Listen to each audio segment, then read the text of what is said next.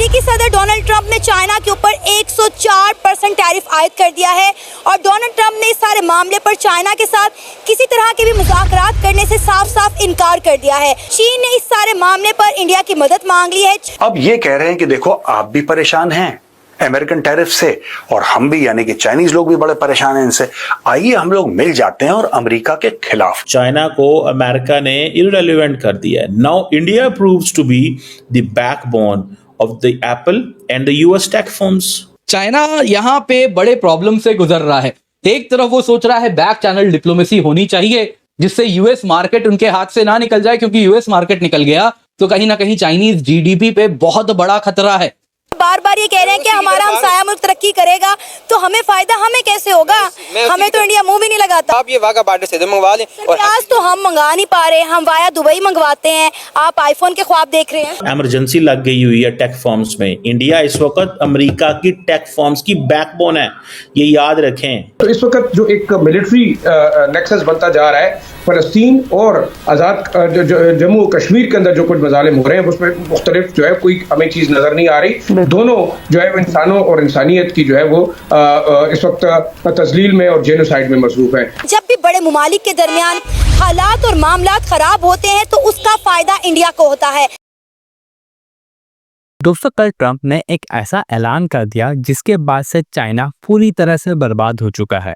दरअसल दोस्तों, हम सब जानते हैं ट्रंप लगातार पूरी दुनिया पर टैरिफ लगा रहे थे और उस टाइम पर ट्रंप ने एक चेतावनी दी थी कि अगर कोई भी देश अमेरिका के खिलाफ टैरिफ लगाता है तो ट्रंप उन्हें बर्बाद कर देंगे।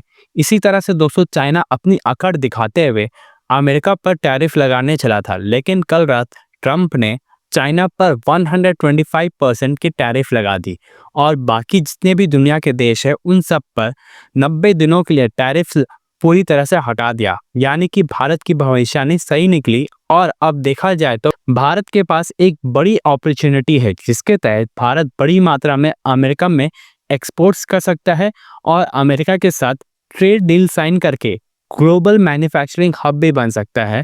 और रिसेंटली ही जितने भी टेक कंपनीज है जैसे कि एप्पल और जितने भी बड़े बड़े अमेरिकन कंपनीज है वे सब भारत में मैन्युफैक्चरिंग प्लांट सेटअप करने की सोच रहे हैं, क्योंकि अब भारत पर सबसे कम टैरिफ लगाए जाएंगे अमेरिका द्वारा। तो चलिए इसी पर आगे पाकिस्तानी मीडिया का रिएक्शन देखते हैं। चाइना को अमेरिका ने इररिलेवेंट कर दिया है। Now India proves to be the backbone of the Apple and the US tech firms. ये इंडिया ही अब उनकी बैकबोन है। और ये जो उस वक्त फ्रेंड शोरिंग की थी या ये बाइडेन एडमिनिस्ट्रेशन या उससे पहले जो इवन ट्रंप एडमिनिस्ट्रेशन के दौर में ये बताया गया था, आप देखें ना इंडिया के अंदर 26% टैरिफ्स हैं और वो भी 90 डेज के लिए दे हैव बीन पॉज्ड, क्योंकि इंडिया ने फैसला किया है कि हम रिटेलिएट नहीं करेंगे। और ये जो लार्ज स्केल ऑपरेशन जो एप्पल ने किया है, ठीक है जी, उसकी वजह क्या है? उसकी वजह यह है कि हम 125% टैरिफ को अफोर्ड करें या वो जो 90 डेज का जो पॉज है उसको देखें और उससे बढ़ के भी देखें। एप्पल ने अपनी जो मैन्युफैक्चरिंग है, फोन मैन्युफैक्चरिंग इंडिया में 20% 20% इंक्रीज कर दिया और उसके लिए वर्कर्स ऐड हुए हैं। इंडिया के अंदर मैसिव जॉब्स क्रिएट हो रही हैं, मैसिव जॉब्स क्रिएट हो रही हैं। वो लोग जो टेक फर्म्स में काम करते हैं, आप देखें कि जो फॉक्सकॉन की जो चेन्नई फैक्ट्री है वहां पे संडेज को भी काम होता है, इतवार को भी काम होता है, दिन रात काम हो रहा है। इतवार इज छुट्टी, it's a holiday, but in India you have to work because दुनिया की जो टेक फर्म्स हैं they are looking towards India. दुनिया की जो टेक फर्म्स हैं वो इंडिया की तरफ देख रही हैं, सो उनको उस हिसाब से वहां पे काम करना पड़ता है। इस चीज को आप अगर अंदाजा लगाएं, ये है वो डेवलपमेंट। एप्पल जो है वो कोलैबोरेट कर रहा है कि विद अब इसमें क्या हो रहा है, इंडियन गवर्नमेंट बहुत ज्यादा सपोर्ट कर रही है कि जितनी भी कस्टम क्लियरेंस चेन्नई एयरपोर्ट से हो रही थी उसको, जिसे कहते हैं ना, उसका प्रोसेसिंग टाइम 30 आवर्स कर दिया गया है। जो 30 आवर्स था उसको 6 घंटे कर दिया गया। नाउ आप देखें how India is getting relevant and how India is a backbone of the entire system. अब अब यहाँ पे जो है टैरिफ से बचने के लिए जितने भी मैन्युफैक्चरिंग प्लांट्स हैं, सैमसंग की बात करें, एप्पल की बात करें, आप देखिए पहले भी एप्पल ने अपने 2 आउटलेट जो हैं, अपनी 2 फ्रेंचाइजीज जो हैं वो इंडिया के अंदर खोली हुई थी। अब वो देखेंगे उन्होंने कहा कि हम पूरा का पूरा आईफोन जो है वो मैन्युफैक्चर करेंगे इंडिया के अंदर, मेड इन इंडिया। मतलब शायद अमेरिका चाह रहा था कि हम मेड इन इंडिया पर रोक लगा देंगे टैरिफ के बाद, लेकिन मेड इन इंडिया तो मजीद मेरा ख्याल है ग्रो करने को तैयार है। वो चूंकि उधर टैरिफ बढ़ा दिए चाइना पे, उनको भी समझ नहीं आ रही। और इंडिया का जो खिता है ना वो शुरू से ही ब्लेस्ड है। आप 2000-3000 साल पहले ले जाए, बेशक आज से 100-200 साल पहले चल जाए, दुनिया की बहुत बड़ी पावर थी। और आप इस पावर को कब तक रोकेंगे?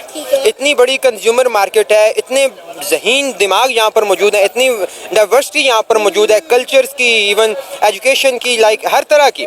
तो मौका जो है वो नेचर, मदर नेचर जो है वो खुद ब खुद बनाएगी और इंडिया पूरा खिता इंशाल्लाह जिस आप देखिए कि इससे इंडिया को कितना फायदा होगा। वहाँ पे जो है लोगों को रोजगार के मौके मिलेंगे, टेक्नोलॉजी आएगी, लोगों में जो है स्किल जो है वो मजीद ग्रो करेंगे और डेफिनेटली इंडिया की जो ग्लोबल मार्केट है वो खुल जाएगी। और जब ये सारे मामलात होंगे तो डेफिनेटली आप देखें कि इंडिया ऑलरेडी जो है वो बढ़ती मौशी ताकत है, तो मजीद उनकी इकॉनमी ग्रो करेगी और आईफोन सस्ते हो जाएंगे क्योंकि हमारे पड़ोस में बनना शुरू हो जाएंगे। अब देखिए कि इंडिया में ये सारा कुछ, देखिए ना, हम मजाक उड़ाते हैं अमूमी तौर पे जी कि अंग्रेज़ों ने या वेस्ट ने इतने जो है वो नॉलेज जो है वो गेन किया है, रिसर्च की है, इतनी इजादात की हैं और हम जो है वो पैसे दे के ख़रीद लेते हैं।